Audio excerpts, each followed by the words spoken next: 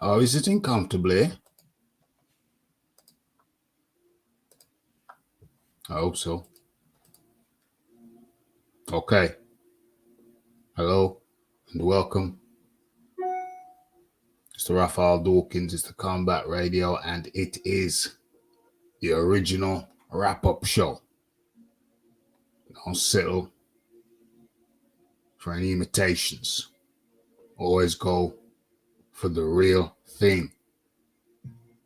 The original. Okay. Let's get this thing started. Let's get the screen right. Boom. Boom. Boom. So we're talking about today, we're wrapping up. We're looking at the weekend just gone. Can you hear me clearly? Let's do the sound check. Well, first, we're looking at the weekend just gone. Looking at the Benavides v. Plant. We're looking at the Acoli Code, or should I say riddle, or should I say dilemma. Coley's taking a lot of flack this weekend for his performance against, what's that guy? David Light. We're going to look at that. And we're looking at the greedy belly exposed by none other than his trainer, Sugar Hill. What is it? Javon Stewart, something like that. I can't remember the surname he was going by originally. They call him Sugar Hill Stewart now. So looking at Sugar Hill Stewart's comments, his observations, his point of view on the Tyson Fury Usyk debacle. I think we can call it a debacle. Can we not?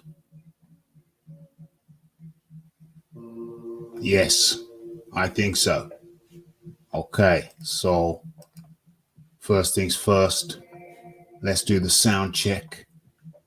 Make sure that everything is smooth and copacetic. Okay, let's have a listen. Let's drop the music for a moment and then bring it back. Drop it again and listen. What's going on? And then bring it back. Let's go back a bit. Okay, let's have a listen. Let's drop the music. Yeah, that sounds good. We are good to go. Good shape. Let's get that up there. Yeah. Okay. We're good. Okay, so where are we? Hello and welcome. Told you the menu. You've got the thumbnail up there so you know some of the things I'm going to be talking about. What did I just do? Okay, let's get the banner up as we commence to get into the weekend's fights. And of course, we're going to be talking about Anthony Joshua's return against Jermaine Franklin. Okay, but where do we begin? Are we going to begin with Benavides, or are we beginning with Acoli? I think we should look at Benavides v. Plant. Let's have a look at that. Okay. Let me share my screen with you. Let's drop that, come out of that.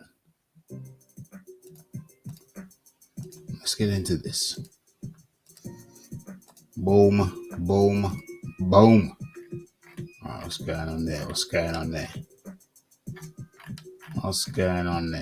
All right, okay. Let's get into it. Let's go. Let's go. Okay. So, Benavides defeats Caleb Plant. What do I feel about this? How do I feel? How do I feel about this as I recline in my seat? Well, I said my prediction was that Benavides would stop Caleb Plant in the 10th round. Why? I just thought Benavides would be too much for Plant. Caleb Plant, boxer, likes to stick and move. Every now and then he'll throw a combination. But, and he was doing okay in the first, 4 or 5 rounds. He was like back and forth for the first 4 or 5 rounds. But then, I think it was probably in the 5th. First 4 rounds he was good, but maybe in the 5th, the tide began to turn. The tide began to turn.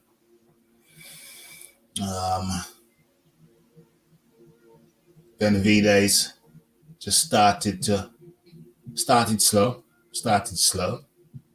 Then he started to turn the tide. It was tit for tat. But then around in the 5th, I think it was the 5th, Benavides started to turn the tide. And slowly but surely, from that point onwards, Caleb Plant's feet, it's almost like his feet stopped working. What happened? He was up on his toes, moving in and out. It was good. It was going so well for Plant initially. Then around, 5th round, 6th round, his feet stopped working so well. Started shipping shots. As the round progressed, went to the 7th and the 8th, started getting some big licks. Hooks to the body, hooks to the head. And then by the time we got into the 9th, it looked like it was just a matter of time for Caleb Plant. By the time we got into the 10th, it looked like Benavides turned it on. Turned on the turbo boost. Benavides, it appears, picks up momentum. As the fight progresses, picks up steam, almost like he picks up power.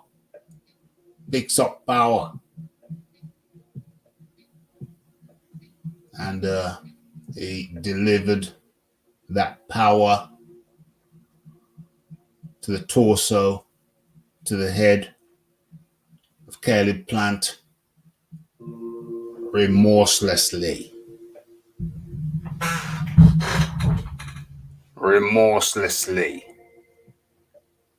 In comes Mr. Coates. I ain't seen Mr. Coates around this neck of the woods for a hot minute. Let me see what he's saying. Okay. I think AJ has shown he has the heart of a champion. Even though I supported Wilder in the past, I now believe AJ is a better what? But neither an all-time is a better what? Yeah, that's a mystery. That's a mystery wrapped in an enigma. The way you finished off that sentence, that's a mystery wrapped in an enigma. Okay. Hello, Mr. Coates. Okay. So as I was saying, by the time we got to the 10th, Caleb turned it up. Heavy licks, delivering them heavy licks. And I thought my prediction might come to fruition, but alas, it did not. Caleb survived, went on to Caleb's went on to survive the 11th, and he went on to survive the 12th. He saw out the fight, but it was pretty brutal towards the end. Pretty brutal. Plant taking licks galore. And immediately after the fight, Benavidez was asked, "What do you want next? What do you want next, kid?" He said, "Well, you know, Canelo's the one now. I want Canelo. I know he said he won't fight me because he doesn't want to fight Mexicans now, Mo. Doesn't want to fight Mexicans, but come on, man. I think I've earned this. I want Canelo. Canelo." I've heard it said that David Benavidez beat up Plant better than Canelo did. But didn't Canelo stop Plant? Didn't Canelo finish Plant? Did Plant make it to the final bell? I don't think so. I don't think so. I don't think so. So I don't know. Canelo finished Plant. Benavidez did not. So I don't know about that. I don't know if I agree with that. Sorry, typo. I believe AJ is better. Better than who? You believe AJ is better than who? I think AJ has shown he has the heart of a champion, even though I've supported Wilder in the past. I now believe that AJ is better. Okay. AJ is better. Neither of them are all-time greats. Okay. I hear you. What made you switch up on your boy? What made you switch up on Windmill? Why you turn your back on Windmill? Just because he lost to Fury? Is that what it is?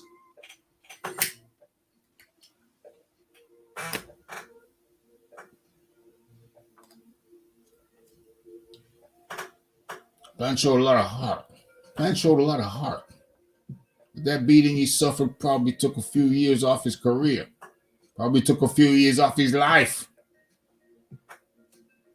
That was a beating.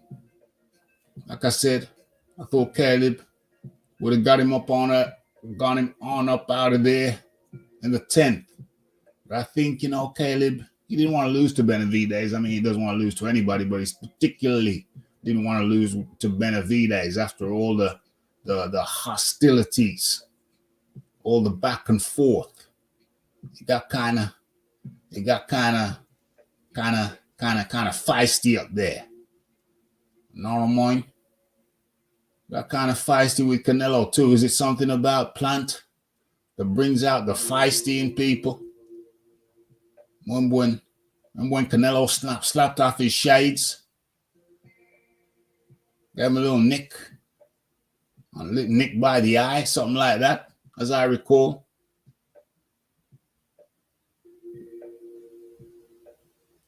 There's something about Benavidez brings out the feisty in his opponents. Like I said, I thought Benavidez to get him out there in the 10th, but he lasted. He went the whole distance. So credit to Caleb for lasting the distance, but the last few rounds were to Mike. The last few rounds were a beating, a thorough shellacking. You know what I mean? So, yeah. Like the fact that said, yeah, probably took a few years off his career, probably took a few years off his life. Iron Kong Peace and power to all. Peace and power to you. Our man in the Caribbean. Okay, so what next for Benavidez? Like I was saying, Benavidez, immediately after the fight, said, well, you know, I want Canelo, man. I want Canelo, man. No, he said he don't want to fight Mexicans, but I want Canelo, man. I think that's the fight to make. Will he take it? I don't know. He's got options. But he's the one that I want to fight. Now, I hear some people intimating, suggesting that Benavidez takes Canelo. Interesting hypothesis. My view on that is that Canelo, since Canelo lost to Bivol, I expected him to lose to Bivol. I don't know, maybe Canelo's taking a little bit too much. Maybe Canelo's taking a little bit too much flack. Maybe he's taking a little bit too much flack. Rat-tat-tat-tat. And that's the first poll. Let's get it up. Who wins?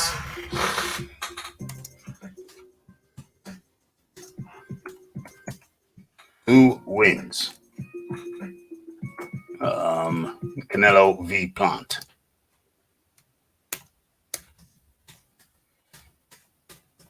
Canelo v. Benavidez, excuse me.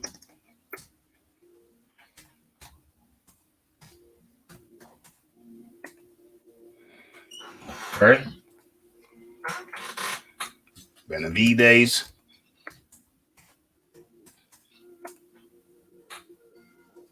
Canelo.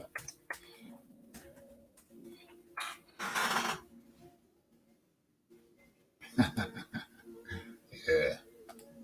No. Let's go back. Oh, Lord. Oh, Lord. Yeah, X that out.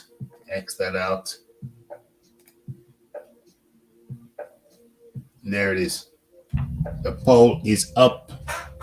Who wins Canelo versus Plant? Get your votes in. Let's hear the opinions of the community. Fury can't draw flies. Bored Vlad and the crowd half to death. Bored me to death. I had to watch that fight in installments. I watched about a couple of rounds and I said, yeah, I'll watch another couple of rounds next week. Bored Vlad and the crowd half to death. 8 years ago. Dang. Was it that long ago? 8 years ago? Seems longer. Then beat the worst heavyweight champion in living history, who dropped him 4 times. Whoop-de-doo. Whoop-de-doo. I think I've actually wrote that word, whoop-de-doo. Wrote that word in the text today. Whoop-de-doo. Yeah. Well, Fury beat a one-trick pony.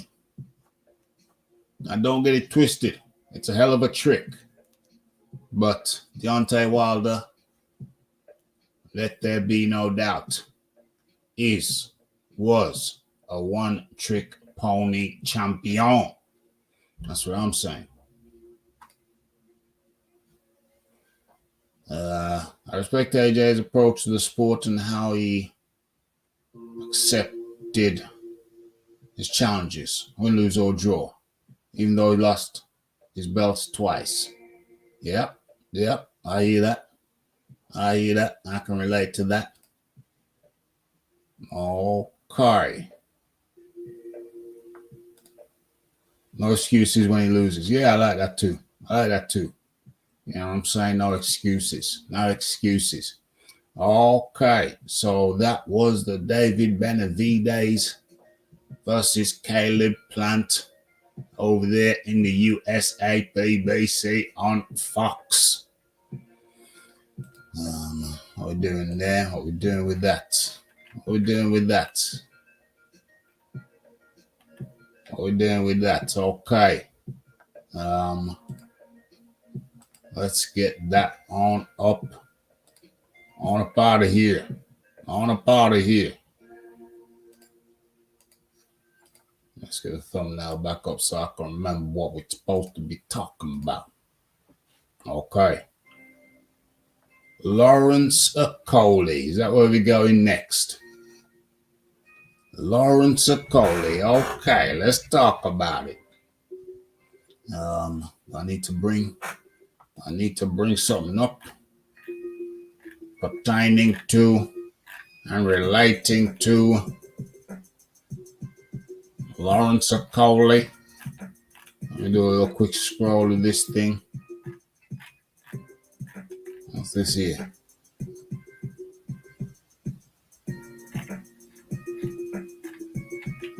What is this here? Let's have a little looky.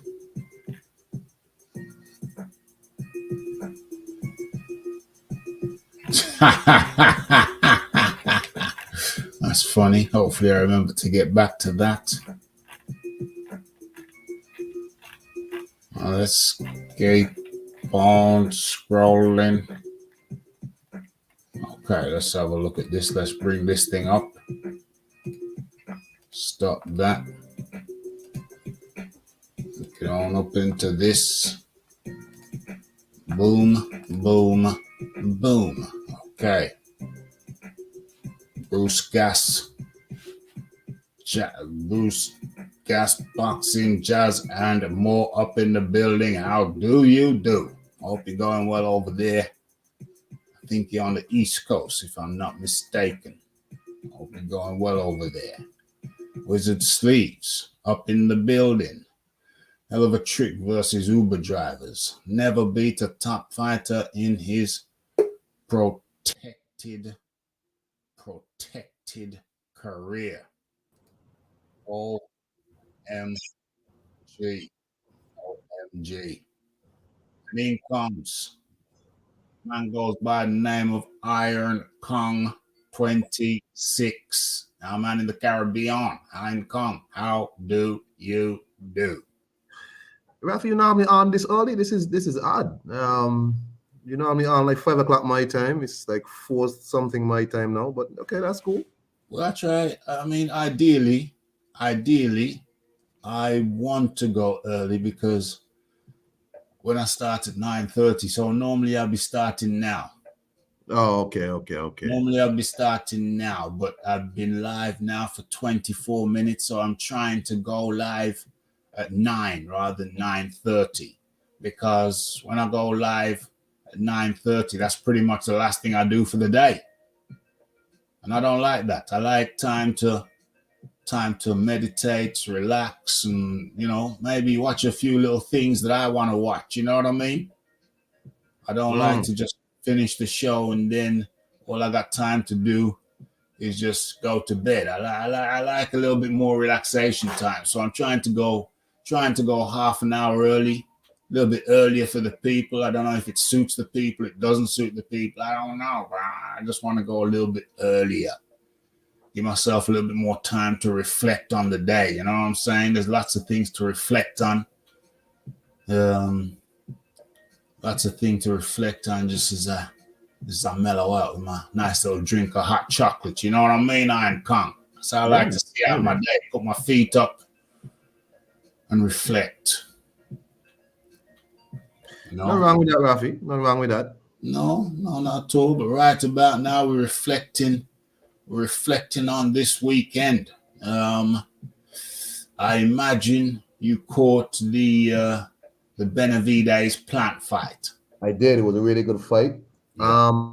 From the very beginning of the fight, I just had to ask, can Plant keep this pace up? Because his whole plan was stick and move, and it was working. He was outboxing Benavides. I think everybody knew he was a much better boxer than Benavides, but you could see his punches were not really having a big effect on Benavides. Like, they weren't like hurting him, man. He wasn't like stumbling. He was just more stinging him, moving. But at some point you have to get a chance to rest, take a round off, and it didn't.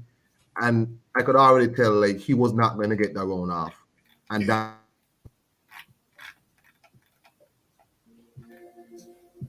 So, Sorry, when I saw you cut out there for a second. You no, said that so I he said wasn't going to get that rest. Yeah. yeah. So he wasn't going to get that rest, and because his punches were not exactly hurting Benavidez, and he just kept marching forward. I said, oh, okay. He gonna be in a lot of trouble in the like middle rounds, and that's what happened. Benavidez caught him one time, caught him two times, and then it just slowed him down. His legs started getting heavy. And he doesn't have the power to fight Benavidez straight up. So yeah, there you go. Yeah. Underpowered, an underpowered plant. Yeah, it's like, nah, those little bee stings in the first 4 rounds. Yeah, you could tell it wasn't going to be enough. It was not going to be enough. You reminded me a little bit like Harrison. Harrison the other day. Harrison against the Zoo. Yeah. Harrison looked good earlier on, but you get the distinct impression that he's going to get clapped later on. It's all well and good looking good in the early rounds with the slick boxing, but you see, and this is why I have to give credit to Sugar Ray Leonard, even though I never quite forgave him for beating Marvin Hagler, my second favorite boxer of all times. Never quite forgave him, but that's the reason why I have to grudgingly give credit to Sugar Ray Leonard, because he's a boxer, yeah, but he knew to be a complete boxer. In my book, you have to be able to plant your feet at times and just let rip. Just plant your feet at times and just let rip with power. Yeah, it's all well and good boxing around, floating around, boxing around, but at certain times you just got to turn that power on. You got to turn that power switch on. And I know there's a poll in the chat, ladies and gentlemen. If you're unaware, please take part in the poll so we can get the views of the community. Yeah, I think they say some people say you're born with power. Some people say you can develop power. I don't know which one is the truth, but I know that I'm not disputing that you're born with power. Yeah, I believe that to be true. But everything, generally speaking, everything is improvable. Or most things are improvable. So if you're lacking in power, just, get some power training. Try and do whatever you can do, because this is boxing. This ain't tickling. This is boxing. This ain't tickling. Well, maybe his power is enough for somebody who's not Benavidez. The problem is when you're moving, you're not really letting yourself plant your feet and generate the power, because you're already thinking about disengaging and moving. Yes. No, that was the correct game plan against Benavidez, because his only hope is for you to stand still so he can clobber you, right? So it was the correct game plan, just that he could not keep that up. Yeah. Right. So, and he was doing the same against Canelo until basically he faded, and Canelo sorted him out, put him through. That's something that Caleb Plant is gonna have to deal with, because all the moving, that takes a lot. I think maybe all that movement,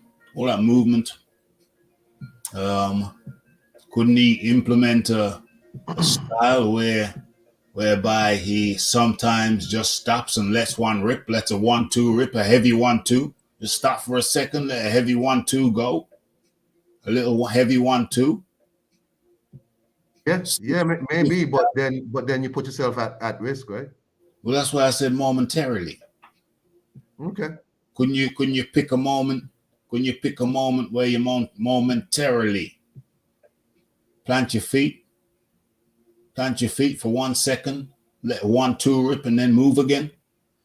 Yeah, maybe, but maybe he just didn't feel like he wanted to take that risk. He needed. I mean, there were times he would stop, but it wasn't like a true attempt to hurt Benavidez. It was more of an attempt to score points and leave.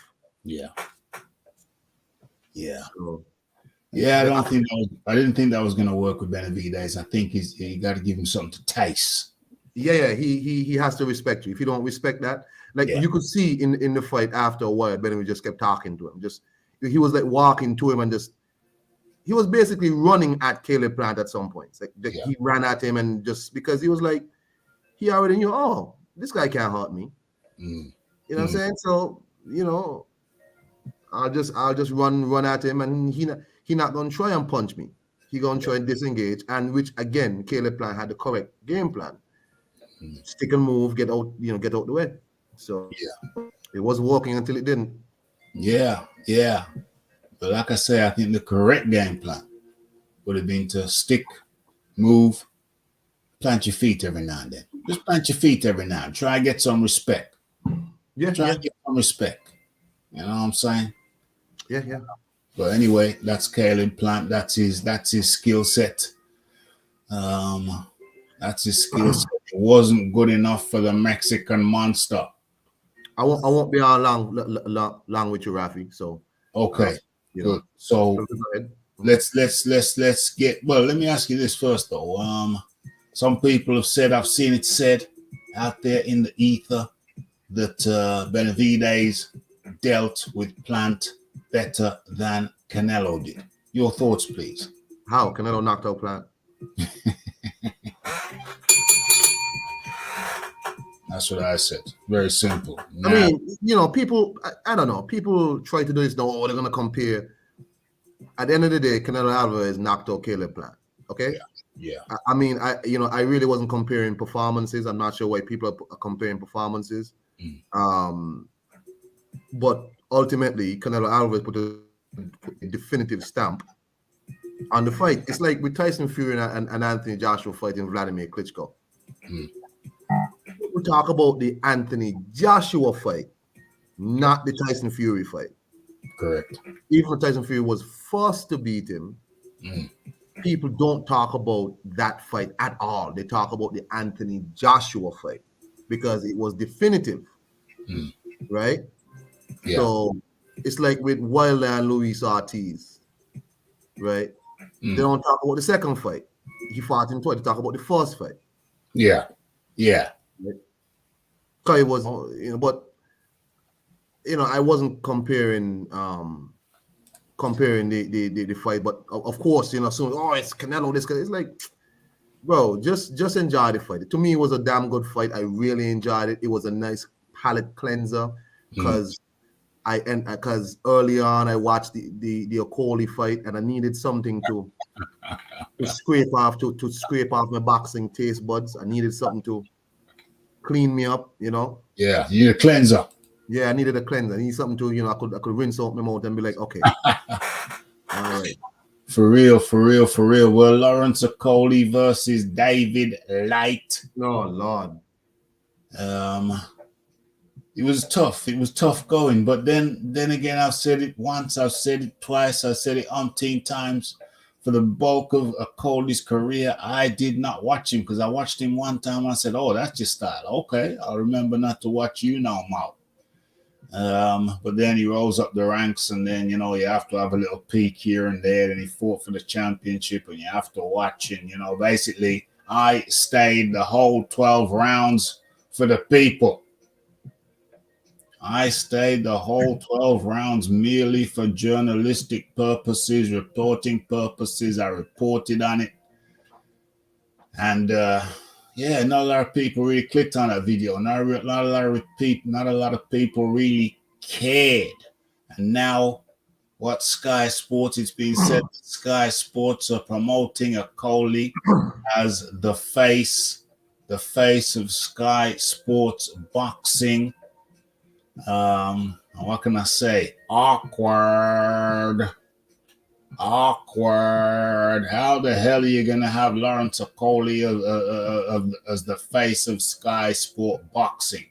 How does it make sense to have a fella who people don't really want to watch as the face of your boxing program? Make it make sense, Iron Kong. Make it make sense.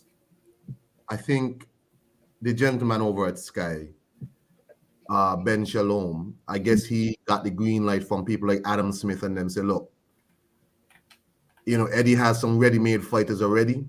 Let's try and offer them mucho bucks. Yeah. But he's not realizing other things to go with that. You don't just take people's fight. You take the fighter, but you also take the baggage. Yeah. Right? You take the baggage. And I'm not sure if Ben Shalom used to watch boxing before, but if he's watching a Coley fight before and then say, you know what? We're going to make this guy the face of our boxing program. And and at the time, Adam Smith was there. And if Adam Smith heard Ben Shalom say that and did not say, partner, you're crazy.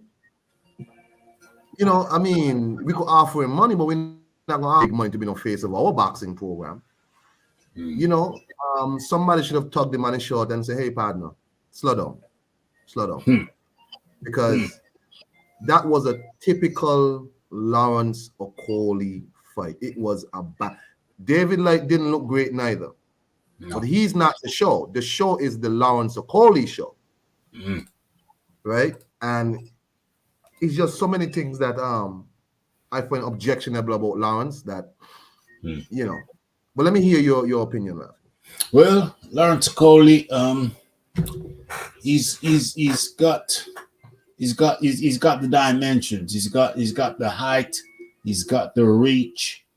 He can at times implement good strategies when he listens. He can use the jab very effectively. But something that was very telling to me about Okoli was that in the first 2 rounds, he was using a nice shot to the body. I think it was a right to the body.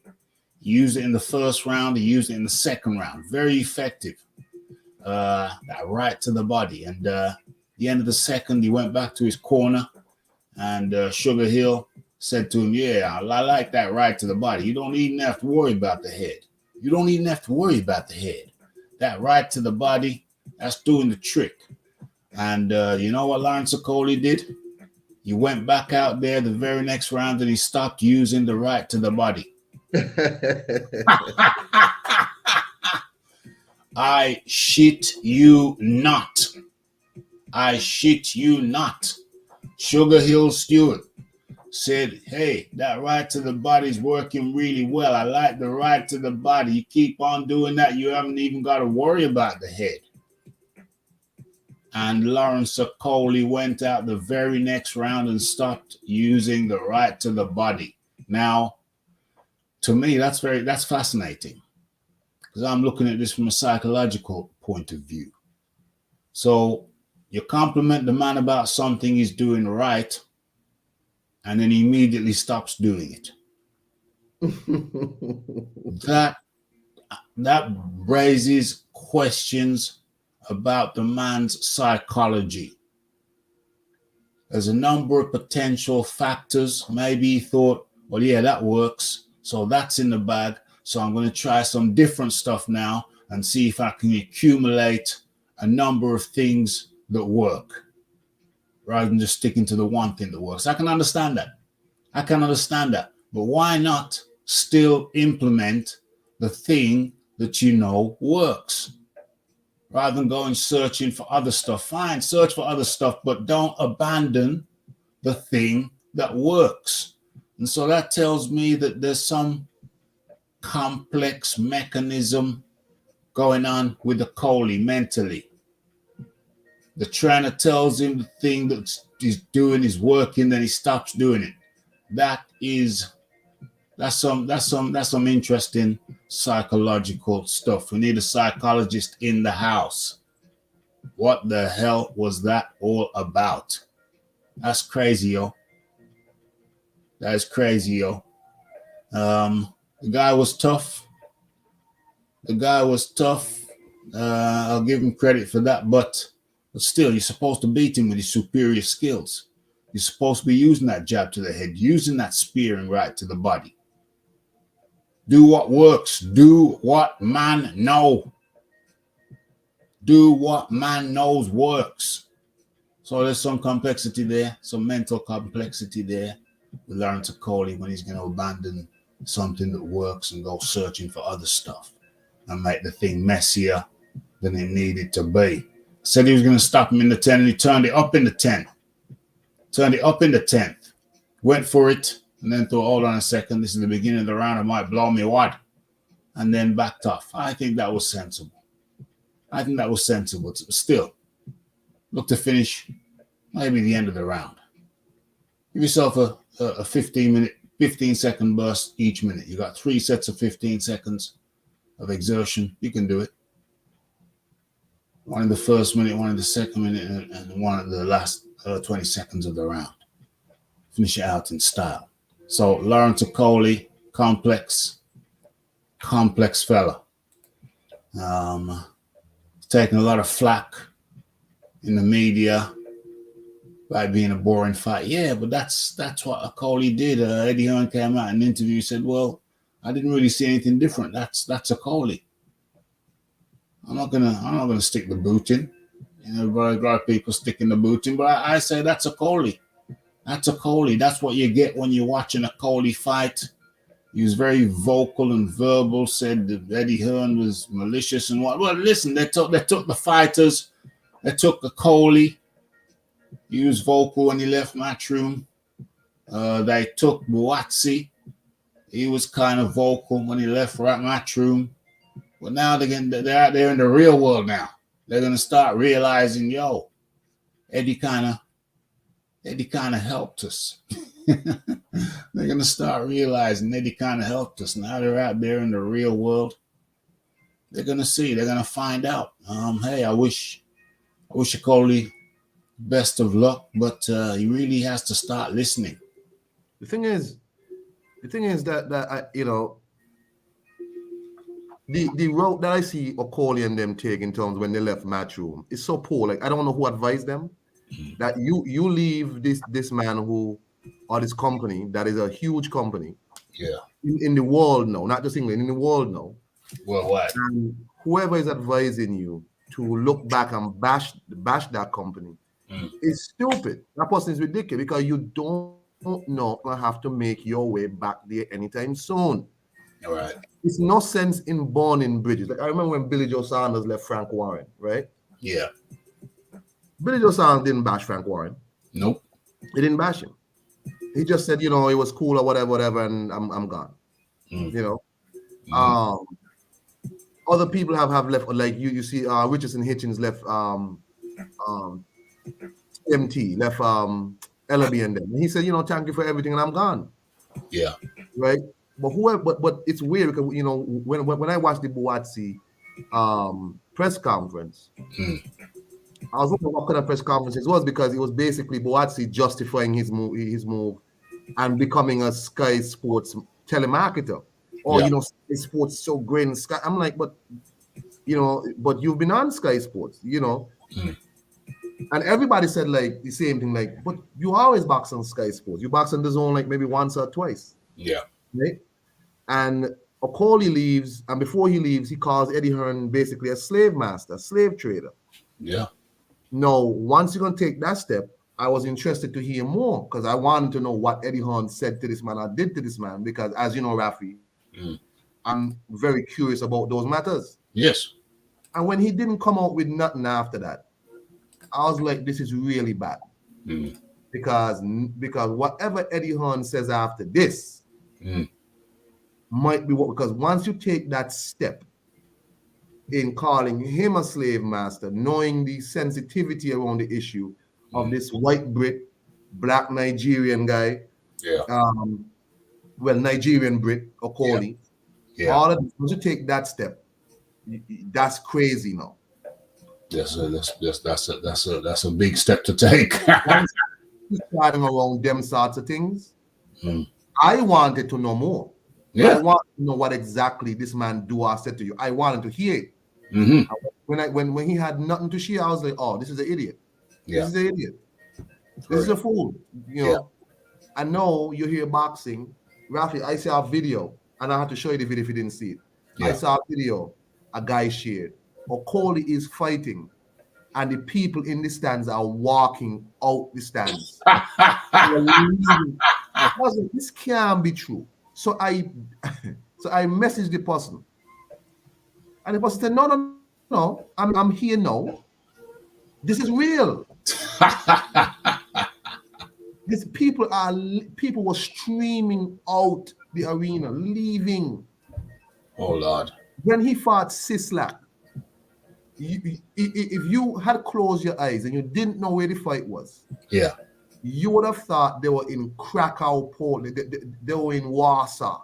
Yeah. You would have thought, because how much Poles were in there and nobody was cheering for Coley. It was almost all Polish people in there supporting Sislak. Yeah. Yeah. He comes here now, and if they didn't sell out, and the few people that did show up left. Dang. Oh my God. Dang. Dang. Rafi, come on, man. That's crazy. So my advice to Sky, hurry up and make the Richard Riakpo fight. I saw this guy Jack Massey was talking when he want to fight Okoli. No. Make the Riakpo fight right now. He needs it. Right now. Make it next. Yeah. You can't afford Lawrence Okoli in no more fights like this. You can't, because Rafi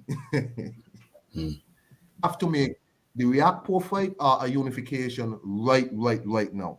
Immediately. Next. Yeah. Has to be. Has to be. Has to be. Coley got people walking out. Dang. You know, I stuck with it, but I'd already braced myself for it. Some people said they only made 4 rounds. I think Wizard Sleeve said you could only stick with it for 4 rounds, but I already knew what the likelihood of was. So I managed to stick with it. I managed to stick with it for the whole 12. But Lawrence Coley, yeah, man, burning your bridges, not very wise, because you ain't got no shield now. Eddie Hearn might have nicened it up, put a bit of seasoning on it, you know, put a couple of garlic cloves in there, a little bit of paprika, you know what I'm saying, a little bit of curry sauce, a little red onion.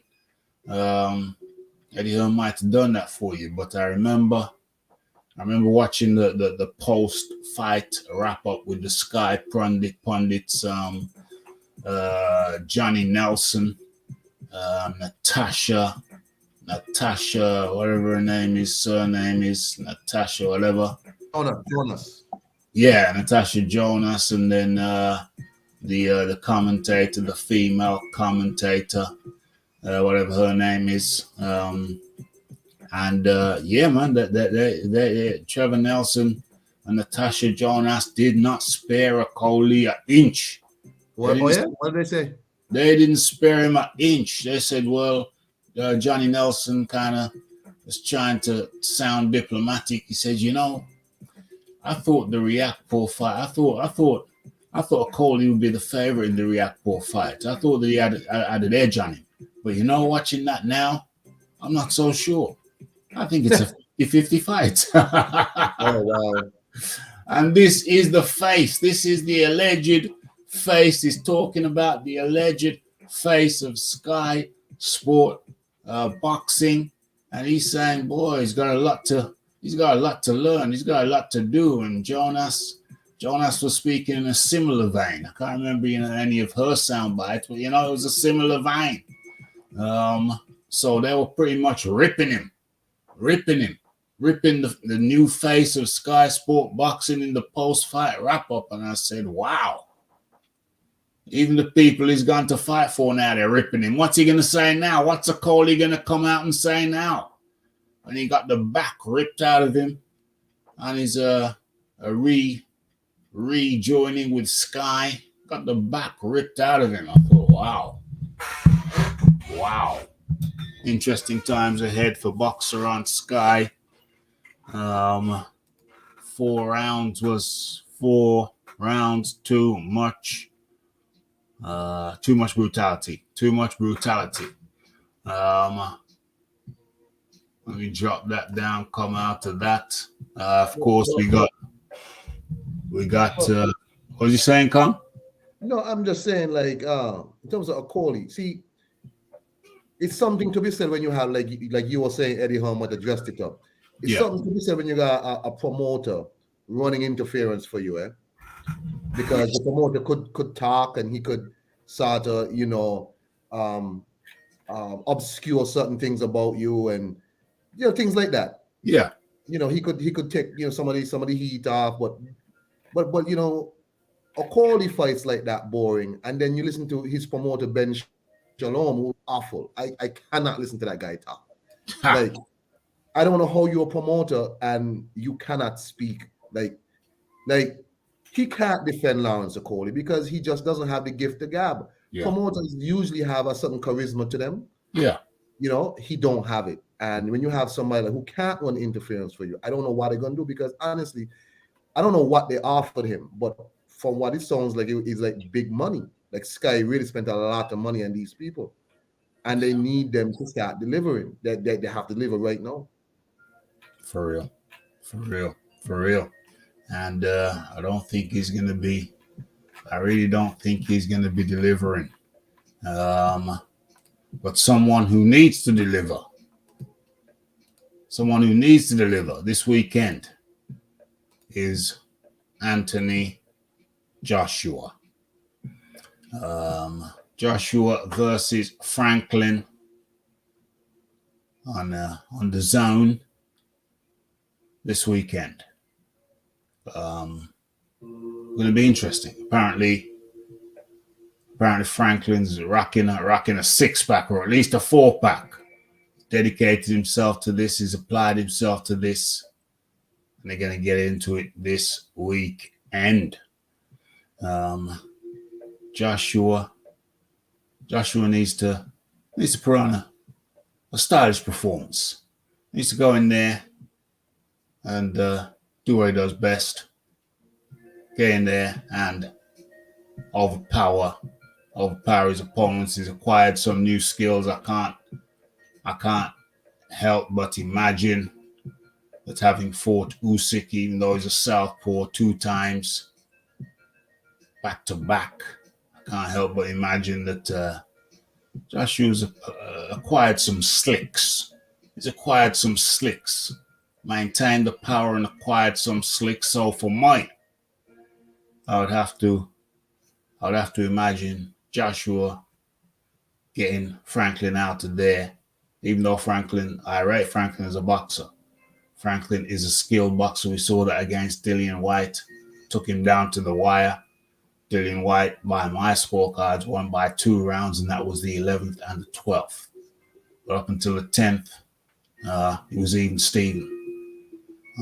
So that was a very close fight. And now Franklin has got fitter. He's got his biggest payday against White. And now he's going to get an even bigger payday against Joshua. But that big payday against White, that must have settled his mind, eased a little tension, financial restrictions, and he could apply himself. And he's done so, cleaned up his diet, and he's dropped a significant amount of weight. So he's coming with bad intentions. I think it's a very good opportunity for Joshua to show some of his skills. And then after that, it gets interesting. But I think he doesn't need to worry about Fury or Usyk for the rest of the year. Get 3 good fights in for 2023, and then look ahead to a championship again maybe in 2024. But right about now, I think Joshua just needs to use this time to just ease his mind. Get off that rat race. Get off that treadmill of being a unified champion. Get off that treadmill for a while. Use this time wisely. Fight Franklin. now. Hopefully beat him and then fight Otto Wallin, maybe. And then finish off the year with who? With who? Your thoughts and observations about this fight and Joshua post-fight, should he win or lose, whatever. If Joshua loses, he might have to consider retiring. Mm. If you're not beating Jermaine Franklin, Yeah.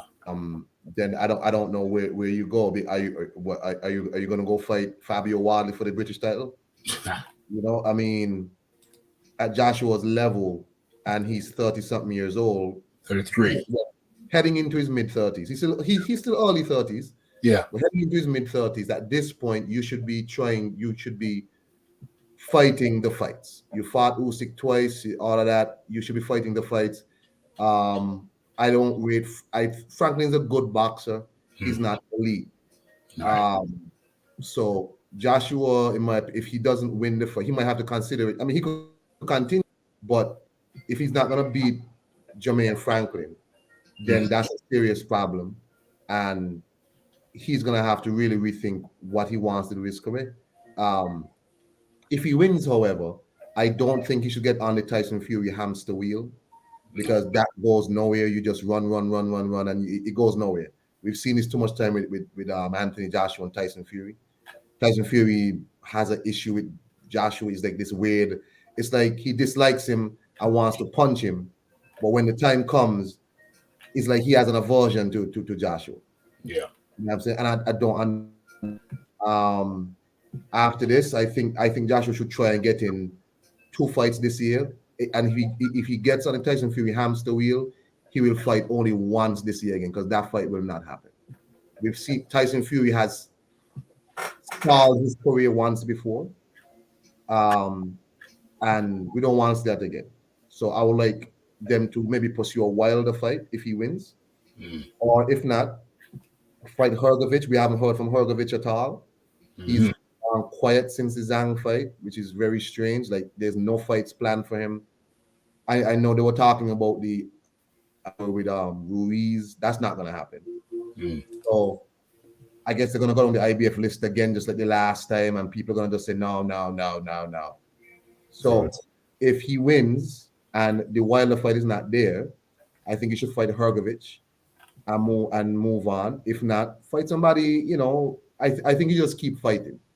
Keep fighting. If you can't get the A class guys, keep fighting the B class. Fight 3 times a day, because I think Joshua needs those in between fights. He needs a lot of activity to improve himself. He needs that. So, class guys, fight a bunch of them if you can't get a Wilder fight. But I see him here say he want a Usyk trilogy. Not right now, bro. No, forget about that. That will be a fourth loss, and you know, just calm down and fight Dillian White, fight Wilder, fight Hrgovic. And you know what? You know, Wilder's not a big class person. He's one of the elite guys, top 3, in some people top 2, top 3, top 4, top 5. Yeah. So those are the fights he should be looking at. But if he don't beat Franklin, Josh will need to consider calling it a day. For real.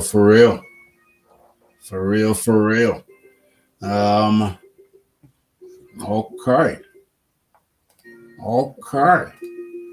And as said in the title, where is it? Oh yeah, there it is.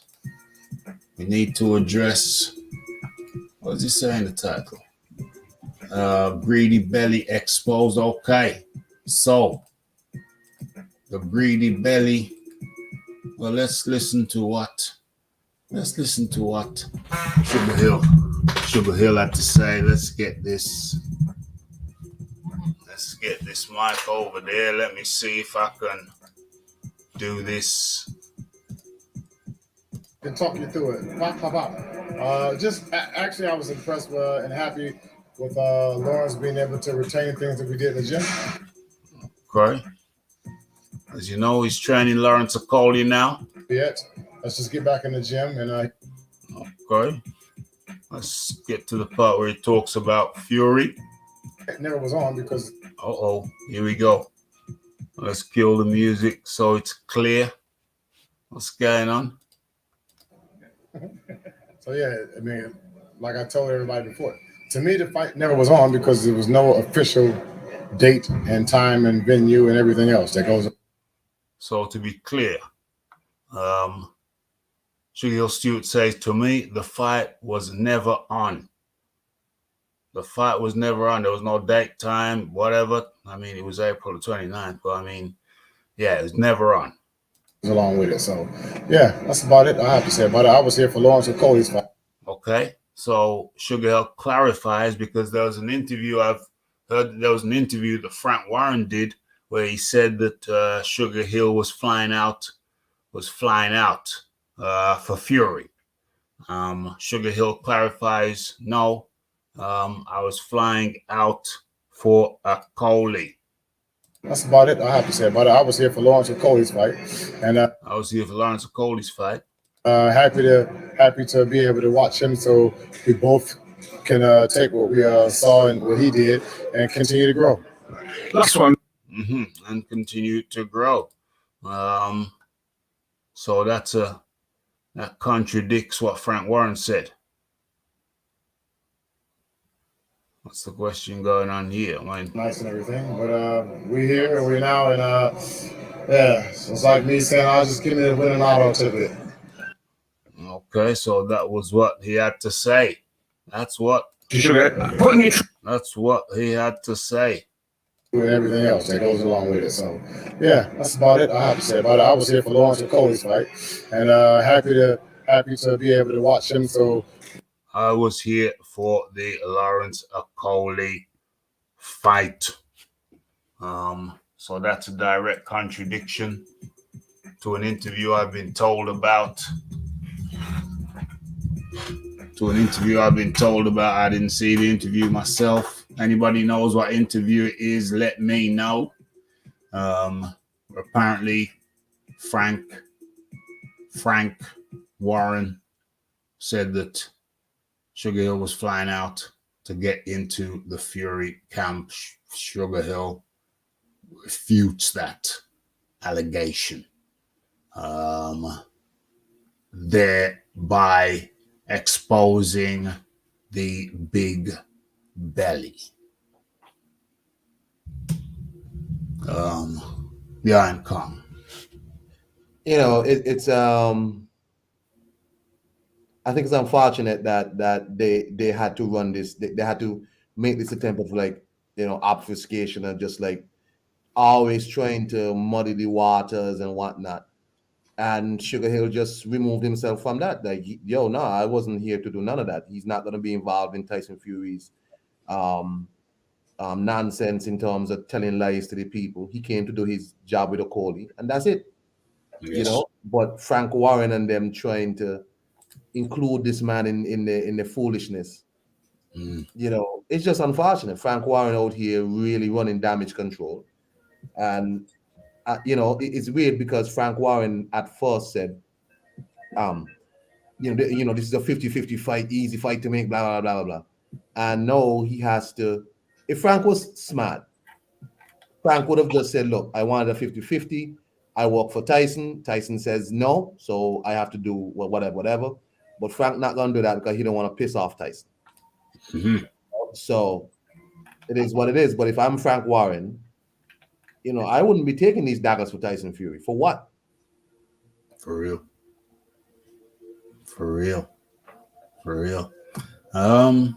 Yeah.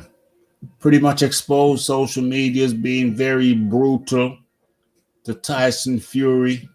Right about now, it seems like people have seen through the smoke and mirrors. People have realized. Have you seen? Do you know who True Geordie is? Yeah.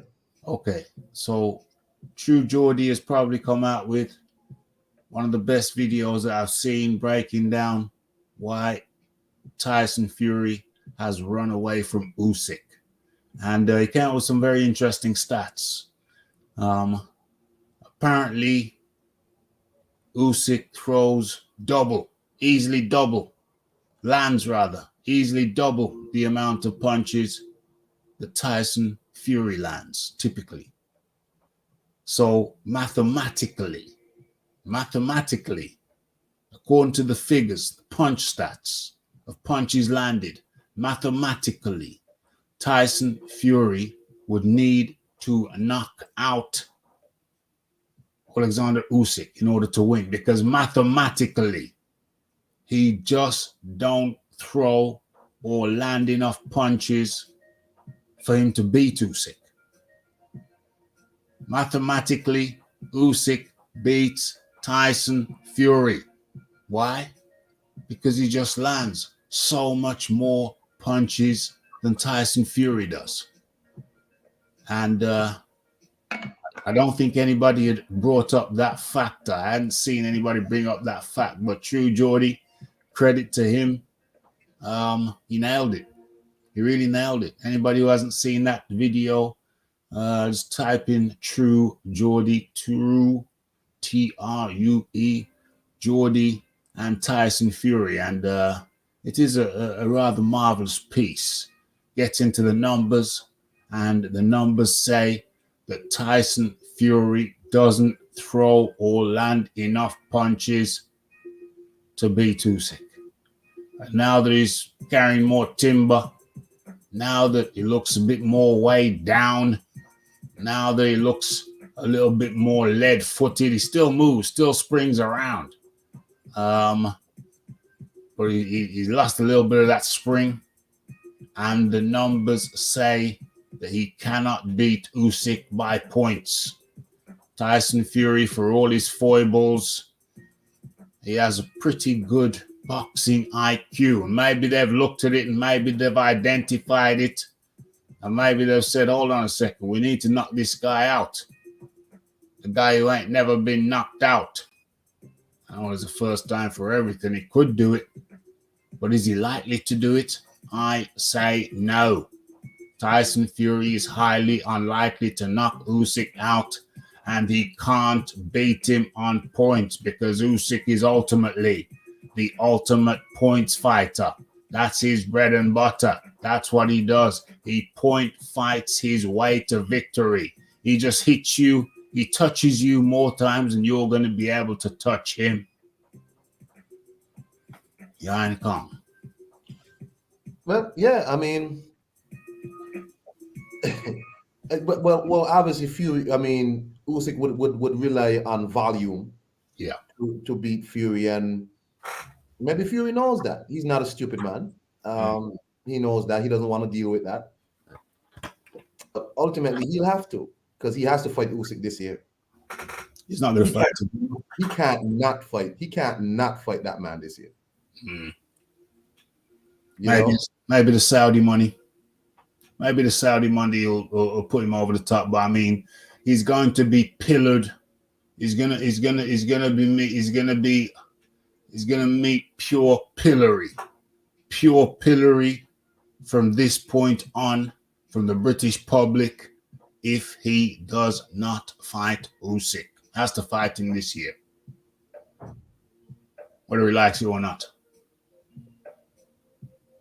Maybe the Saudi money will make it sweet enough for him. Well, I think the Saudi money was turned down for a lot of different reasons. Well, they turned him down. They accepted Usyk accepted his deal. Fury did not. So they said, okay, sorry, the stadium's not going to be built. Sorry, in time. Sorry. Well, Rafi, the fight's not going to get no bigger. I mean, the fight is what it is. It's not going to get no bigger. Yeah, I mean, it's not like they're going to increase the offer, right? And be like, oh, nah, I'll pay you more. This fight's even bigger than before. It's just been, all he's done is just disappoint people. It's not like people are salivating for the fight even more. It's just, whatever. For real. And what is it? I think we're almost there. Philip Carl Roberts has joined us. A Coley fight was terrible to watch. 100. Boy, Rafi, boy, did you see the video of the people leaving? No. Hold on, I'll try finding it for you because I want you to. Okay. No, I ain't seen that video. That's crazy, yo. You want me to send it in the private chat or to your Twitter? Yeah, if you could send it to Twitter, please. That's the safest bet. Not that way I know that I got it. Okay. That way I know that I got it if it's in Twitter. Let's have a little quick look before we shut this thing down. There Starting. you go, Rafi. I sent it. Okay, beautiful, beautiful. Let me have a look. Hold on a second. That's there. How many windows have I got open? 2, 4, 6, 7. Let me shut that down and go to Twitter. Let's have a look. Let's have a look. Let's have a look. Messages. Let's have a look at this. Can we get it? Let's share this with the people. Let's share this with the people. Them. You see what Aaron Daly said? What did Aaron say? Where is he? Hold on a sec. Hold on a second. Where are we? Where aren't we? I was at the Akoli fight. Half of the venue cleared out and were booing. OMG. I don't think anyone there paid for their tickets, including. Oh, wow. Wow. They paid for the whole. They gave comps to almost the whole arena. Wow. Must have been camping out the place. Jeez. Camping out the place. And then you still have to pay a Coley's purse. It's going to be interesting days ahead. I think Lawrence Akoli is going to rue his arguably rash statements. Let's get a little touch of volume on this. Let's see.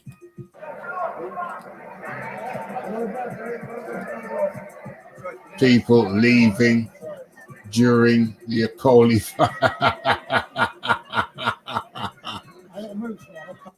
Oh dear.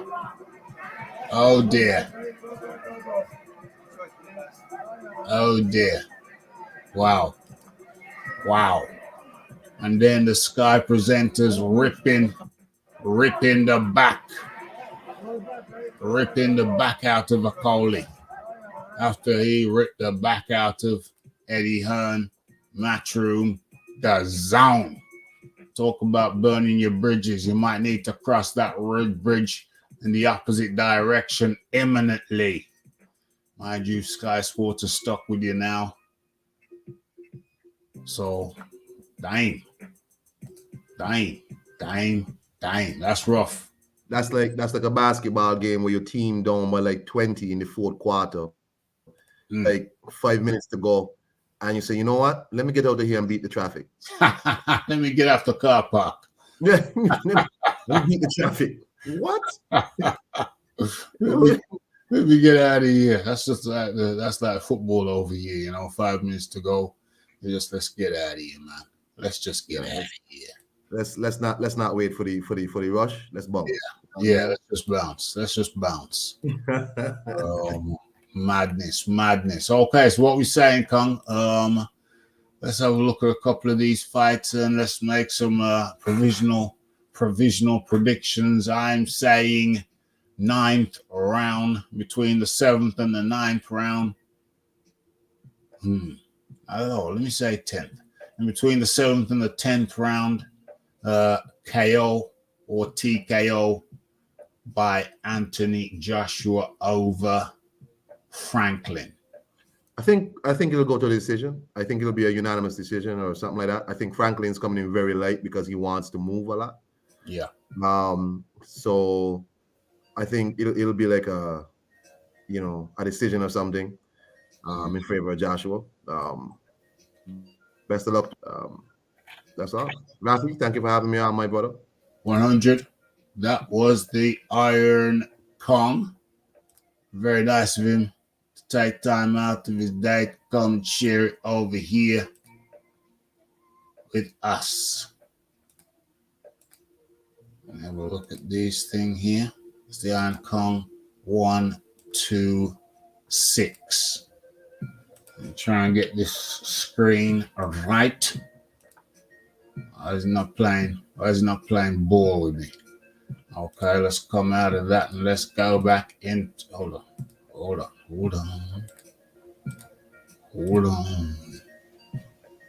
Let's try and do that.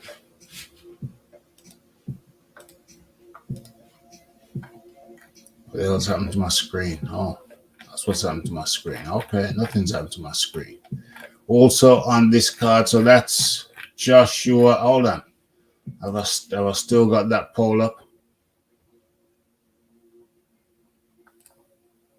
Fourth round KO, less weight, Franklin will be less durable. OMG. I think that's going to be interesting. Less weight, less durable.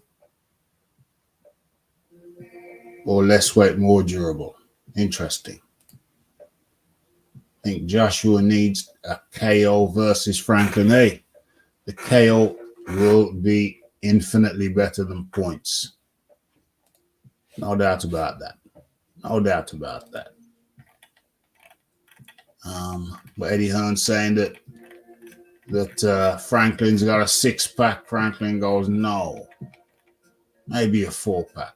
So he's been taking this damn thing seriously. Where is it? O2 Arena, London. Estimated ring time 10:15 p.m. Europe, London. And the broadcast starts at 7 p.m. Of course, we'll be covering that fight over here. The Rafael Dawkins Combat Radio. What else is on the card? Sigani versus Cash. So a little look at that. Sigani versus Felix Clash. Felix Cash. Sigani, far more experienced, with 3 losses. Double the fights, but with 3 losses. Okay. 12 rounds, middleweight clash. Estimated ring walk 8 p.m. That's UK time. 43 years of age is Sigani. Oh my gosh. Should be retired with your slippers up, mate. Felix Cash, 29. 5'10" Sigani, 6'1" Felix Cash. Okay. Current rankings. Felix Cash is Ring Magazine ranked number 8. WBA ranked number 10. No, that's WBA number 10. WBO number 5 and IBF number 8. Sigani is only ranked by the IBF at number 10. That's under Felix Cash. The tail of the tape is talking very loudly here. Very loudly. It's in favor of Felix Cash.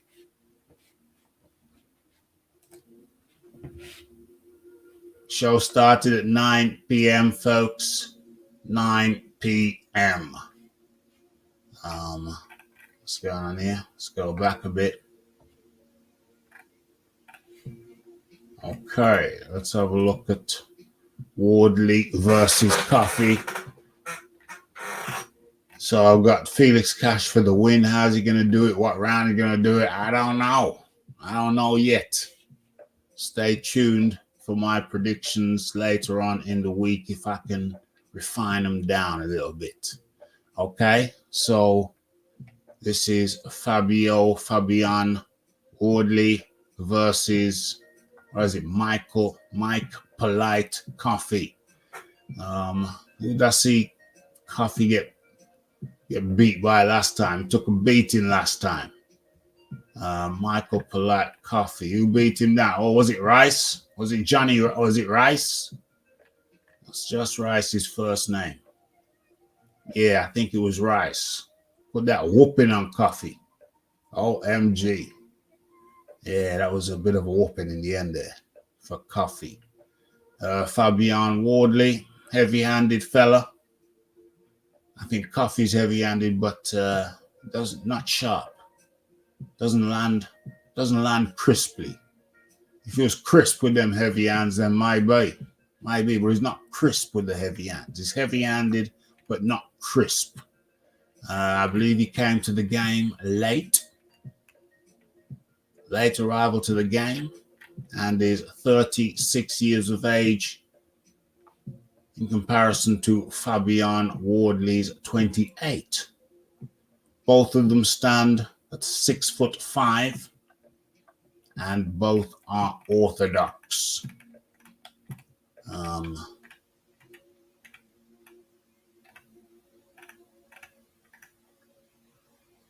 of them are ranked in the governing bodies, apart from Wardley, who is ranked 14th in the WBA. WBA. That's right, Jonathan Rice. Wardley Coffee should be decent. Wardley needs to stick to the jab and not trade. Yeah. But I think you will trade, though. I think you will trade. Mike Polite Coffee, big, thick set fella, heavily muscled fella, but not the crispest. Wardley, crisper. Heavy hands, but crisper. Yeah, would it be wise to use the jab and then shoot those missiles in intelligently? But he will get opportunities to do that against Mike Polite Coffee. Or is Coffee going to turn slightly impolite? Risky fight for Wardley. Seems proper vulnerable. Yep. Got that cut the last time out, I recall. And if I'm not mistaken, it was kind of a nasty cut. There was a sense of emergency. Wardley had to pull it out. Yeah. Needs to be more defensively responsible. I think I vaguely remember that. Yeah. He's got to be careful. He's got to be defensively responsible. What else we got there? Is that it? Wardley predictions. Okay. What is this? There it is. The fight of the weekend, of course. You know the ref is going to be covering that Shiz Nicks. So tune in and break the knob off. That's how it's going down. We're starting 9 o'clock these days, trying to start at 9 o'clock, so I got time at the end of the night to unwind before I have my cup of hot cocoa, put the slippers on, and head to bed. So starting earlier, get the thing in, do the damn thing, and then get the relaxation process for the night initiated. So that's what we've done. DJ Georgie Porgy up in the building. DJ Georgie Porgy ain't forgotten about the rough. He ain't forgotten about the combat radio. He ain't forgotten. It was funny, he rattled him, found a place to lie down when he was hit back. Yeah, I remember that. If it was against the ropes, if my memory serves me well. if my memory serves me well. Talking about, where was that thing that I wanted to show y'all? Where was that thing that I wanted to show y'all? Where is it? Where is it? Hold on a sec. Let me go on a little search. I don't know what's going on. Certain things that I had here. Well, it must still be there, surely. Oh, no. No, that's not what I'm looking for. Where's that thing that I wanted to... Oh. Where's that thing that I wanted to show y'all?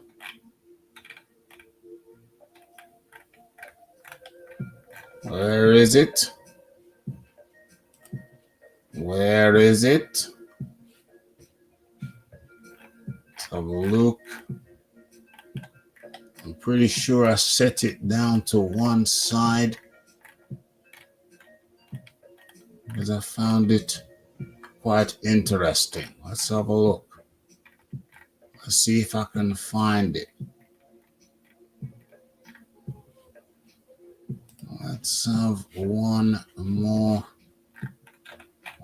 search for it. It's certainly worth watching. Hold on. Didn't I put it down to one side?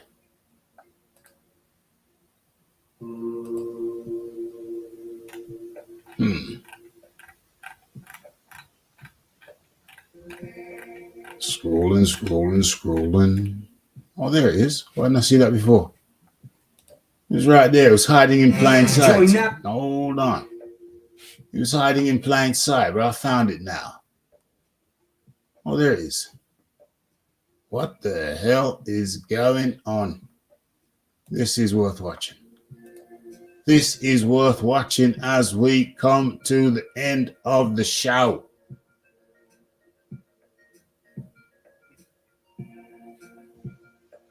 Drop that down. 9 p.m. starts these days, folks. 9 p.m. Moved it half an hour earlier. This was some mad shiznicks I put aside for y'all. Oh, have I closed down the poll? Did I close the poll? Hold on a second. Let me close the poll. If you have not taken part in the poll, please feel free to do so as we come to the closing of the show. Feel free to do so. Where is it? Who wins? Canelo versus Benavidez. Benavidez, 36%. Canelo, 64%. Is there a missing percent there? Did YouTube take their cut and they pilfered 1%? What the hell's going on? What the hell's going on? Where is that? Where is it? So I can print it up. Okay. YouTube playing funny buggers. YouTube playing funny buggers. There it is. Took a hell of a time.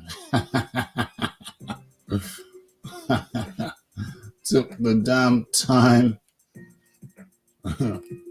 YouTube taking 1% poll tax. Madness. Okay, so let's get into this last piece of madness for the night. And this is crazy, yo. This is crazy, yo. I think I probably need to slow the speed on this one so you can see exactly what's going on. That might be a little bit fast even so, but check this out. So cat's driving along, minding his own business over here. Minding his own business. And as he passes this vehicle, something crazy happens with this tire.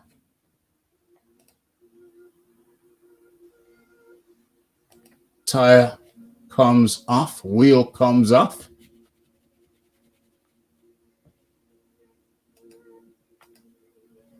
Goes in front of the Kia, lifts the Kia.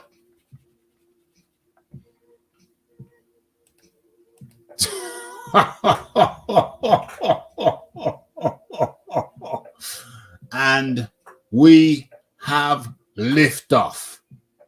OMG.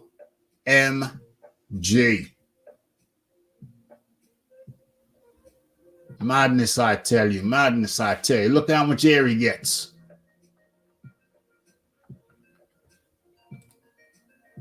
Look how much air he gets.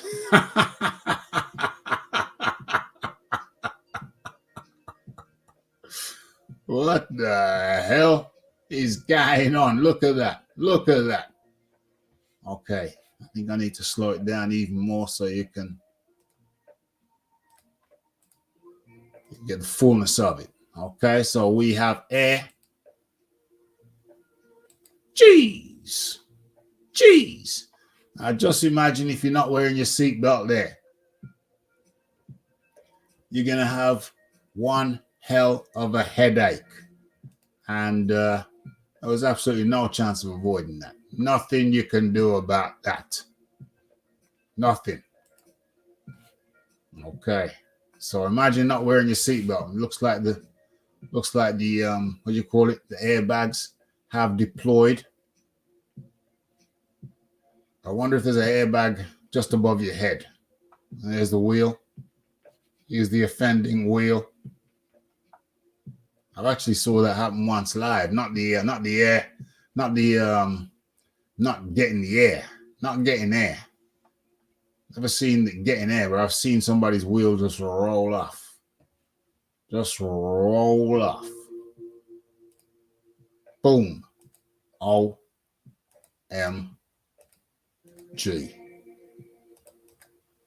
Good Lord.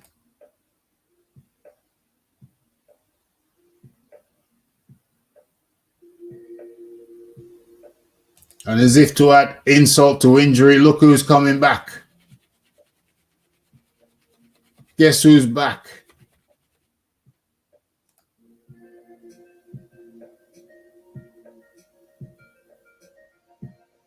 Man, I don't know what the hell happened, but this wheel had a personal vendetta against this car.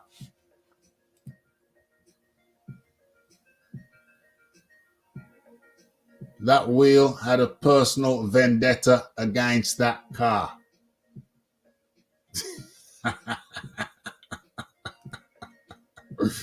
OMG, it's madness out there, folks. Utter, complete, and utter madness.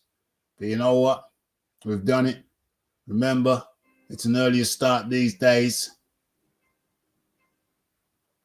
If he likes to chill out, gonna get my hot chocolate.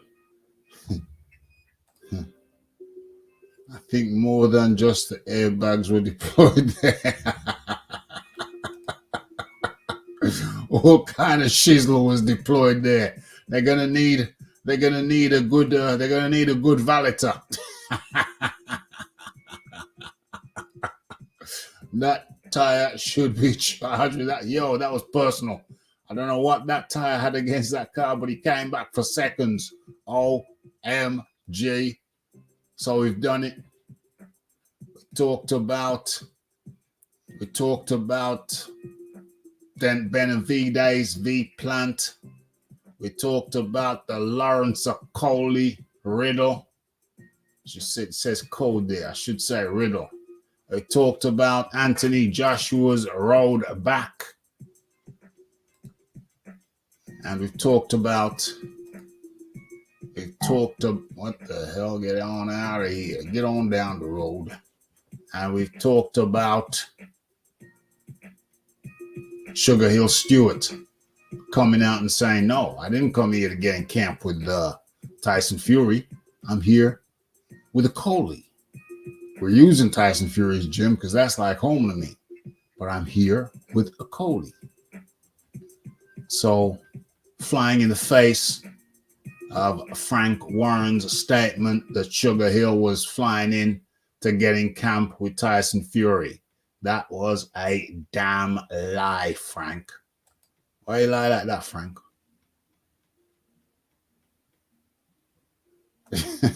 Why are you gonna lie like that, Frank? Yo, we ain't laughing at the man's misfortune. Apparently he got out of this with just some light injuries. The way that shizzle went down, it could have been so much worse. You know what I mean? Could have been so much worse. But as we come out of the show, we're gonna take one last looky at this as we say good night. Shout out to everyone. Hit that like button. Hit that subscribe. Hold on. Did I not share the poll? Where's the poll? Did I not share the poll results? Did I not? Oh, I did not. Hold on. Let's just share the poll results. Where is the poll results? It's over there. Where? Oh yeah, there it is.